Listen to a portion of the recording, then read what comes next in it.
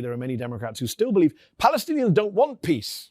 Because back in 2000, when Israel and the PLO failed to come to a peace deal at Camp David, which you helped organize that summit, President Bill Clinton convinced his party, the public, the media, that the Palestinians and then President Yasser Arafat were the ones to blame. You served as one of Clinton's Middle East aides at the time. You were there. You write in the book that this narrative was a, quote, shallow diagnosis, calling it oversimplified, crude, one-dimensional. Briefly, can you tell our viewers why you think that? What really happened at Camp David? Who was to blame? So first, it's all those things is also dangerous because I think it helped cast the Palestinians, not just the movement, but the people as a whole, as kind of allergic to peace. They're not prepared to compromise. I think it set the stage for the real death of the Israeli peace camp. So there are many consequences. And to this day, unfortunately, I hear that myth being propagated.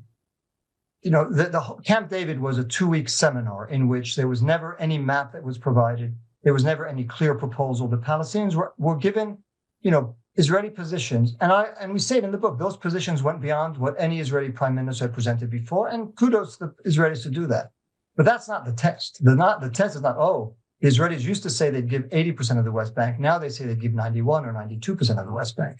It's whether from an equity, justice, fairness point of view, whether that's a realistic proposal that Palestinians would accept.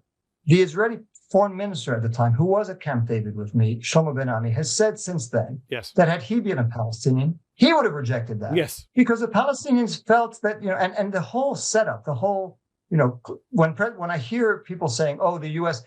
offered the Palestinian state on X% of the West Bank and with severe restrictions on their sovereignty, let's, leave that aside, and obviously no rights for the refugees, for the millions of refugees who were expelled in 1948.